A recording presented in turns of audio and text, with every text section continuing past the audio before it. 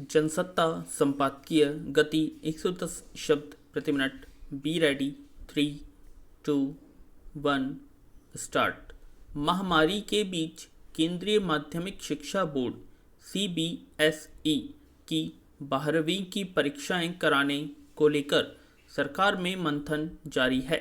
इस मुद्दे पर रविवार को रक्षा मंत्री राजनाथ सिंह की अध्यक्षता में उच्च स्तरीय बैठक हुई।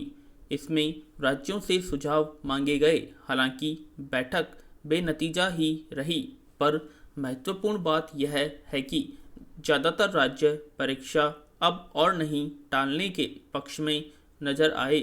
विद्यार्थियों के भविष्य को देखते हुए राज्य भी चाहते हैं कि परीक्षाएं जल्द निपट जाएं। अब देखने की बात यह बची है कि परीक्षाएं कैसे और कब शुरू होती हैं। 12वीं की परीक्षाएं इसलिए भी ज़्यादा ज़रूरी है क्योंकि बिना इनके नतीजों के कॉलेज या अन्य पाठ्यक्रमों में दाखिले नहीं हो सकेंगे।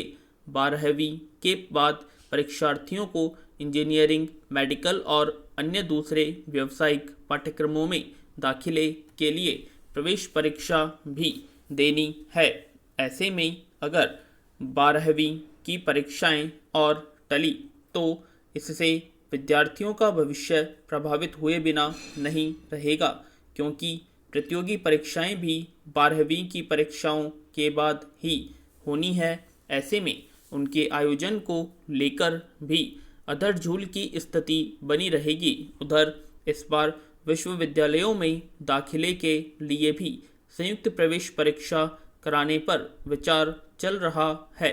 ऐसे में 12वीं की परीक्षा करवाना अपरिहार्य हो गया है। पैरा गौरतलब है कि महामारी की दूसरी लहर के कारण पिछले महीने बोर्ड की परीक्षाएं टाली गई थीं।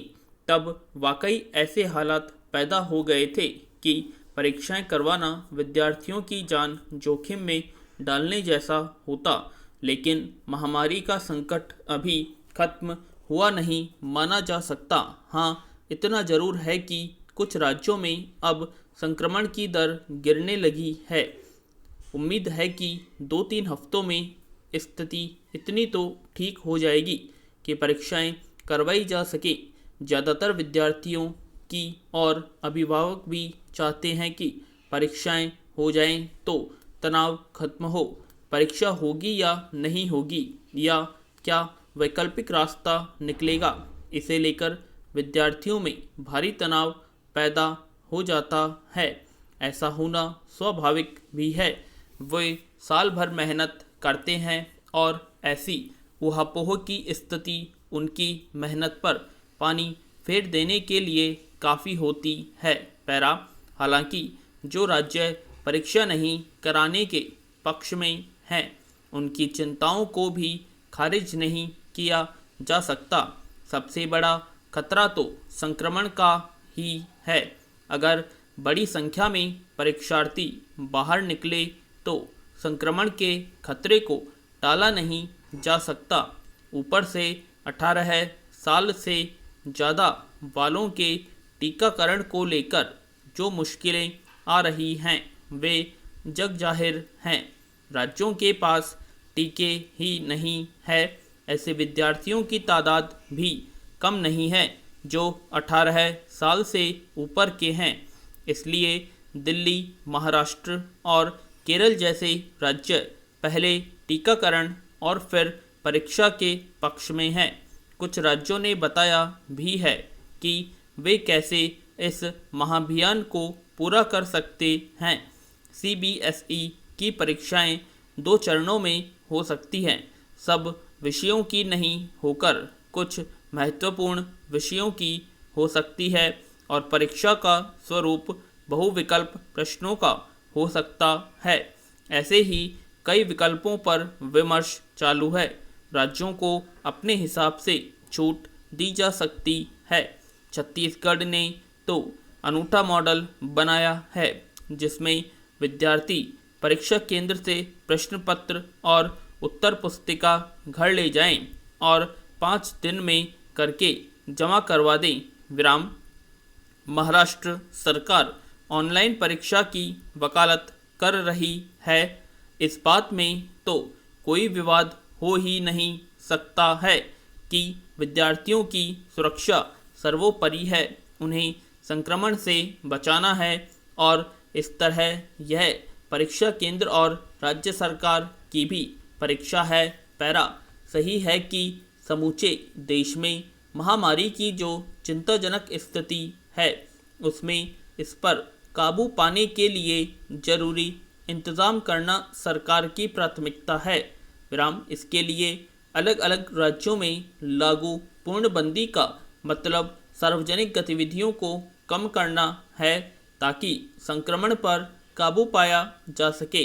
लेकिन क्या इस क्रम में पुलिस और प्रशासन को यह भी अधिकार दे दिया गया है कि वे आम नागरिकों के खिलाफ जैसे चाहे हिंसक तरीके से पेश आएं? देश के अलग अलग राज्यों से जिस तरह की खबरें वीडियो सहित आ रही हैं उनसे तो यही लगता है कि पुलिस और प्रशासन से जुड़े कर्मियों और अधिकारियों ने पूर्णबंदी लागू करने के निर्देश को अपने अधिकारों के बेलगाम प्रयोग का मौका मान लिया है। वरना क्या वजह है कि एक युवक दवा लाने घर से बाहर निकलता है और उसे जिलाधिकारी कैसे जिम्मेदार पद पर काम करने वाला व्यक्ति बिना किसी उचित आधार के न केवल खुद थप्पड़ मारता है बल्कि पुलिसकर्मियों से उसे पिटवाता है। इस तरह के व्यवहार को सरकारी सेवकों के आचरण की किस परिभाषा के तहत देखा जाएगा? पैरा गौरतलब है कि छत्तीसगढ़ के सूरजपुर इलाके में जिलाधिकारी के ऐसे बर्ताव का वीडियो जब वायरल हुआ तब राज्य के मुख्यमंत्री ने उसके खिलाफ कार्रवाई की। लेकिन विडंबना है कि इस तरह की औपचारिक कार्रवाइयाँ भी निचले से लेकर उच्च पदों पर बैठे सरकारी सेवकों के व्यवहार को मानवीय या और मर्यादित नहीं बना पा रही हैं। छत्तीसगढ़ की घटना के समानांतर राजस्थान के 12 जिले में जिलाधिकारी ने एक कोरोना योद्धा को थप्पड़ मारा। मध्य प्रदेश के शाजापुर में एक महिला प्रशासनिक अधिकारी ने भी एक युवक के साथ ऐसा ही बर्ताव किया। जब उच्च पदों पर बैठे अधिकारियों का यह तौर तरीका है तो ड्यूटी पर तैनात निचले स्तर के कर्मचारियों या फिर पुलिसकर्मियों के व्यवहार का अंदाज भर लगाया जा सकता है। उत्तर प्रदेश के उन्नाव में 17 साल के एक युवक को कुछ पुलिसकर्मियों ने इसलिए पीट कर मार डाला कि वह पूर्णबंदी के दौरान अपने घर के सामने ठेले पर सब्जी बेच रहा था। देश के अन्य हिस्सों से भी ऐसे वीडियो सामने आए हैं जिसमें पुलिसकर्मी सब्जी बेचने वालों का ठेला उलटते या उन्हें मारते पीटते दिख रहे हैं। बंगलुरु में कोई लक्षण नहीं होने के बावजूद जबरन कोरोना जांच कराने के लिए एक युवक को ड्यूटी पर तैनात स्वास्थ्य कर्मियों ने बुरी तरह मारा पीटा। पैरा सवाल है कि पूर्णबंदी के दौरान ड्यूटी पर तैनात कुछ उच्चाधिकारियों, पुलिसकर्मियों या स्वास्थ्य कर्मियों का जैसा व्यवहार सामने आ रहा है, क्या ऐसा करने का दबाव सरकार की ओर से है? सरकार सुर्खियों में आए ऐसे मामलों में आधे अधूरे तरीके से कार्रवाई करती है, लेकिन जो घटनाएं प्रकाश में नहीं आ पाती वे दमन का हथियार बनती हैं। सही है कि पूर्णबंदी के दौरान लोगों को गैर जरूरी काम से बाहर निकलने पर मनाही है। आमतौर पर लोग ऐसा कर भी रहे हैं क्योंकि संक्रमण का डर सबके भीतर है। ऐसे में क्या पुलिस प्रशासन को खुद ही यह नहीं समझना चाहिए कि जब सब कुछ बंद है तो बाहर निकलना व्यक्ति किसी बेहद जरूरी काम से ही निकला होगा। दवा, किराने का सामान और सब्जियां अनिवार्य वस्तुओं की श्रेणी में आती है, लेकिन ऐसी चीज़ें खरीदने बेचने वालों के खिलाफ इस तरह की बेरहमी कैसे उचित है। पूर्णबंदी की वजह से पहले ही करोड़ों लोगों की रोजी रोटी चली गई। पूर्ण विराम।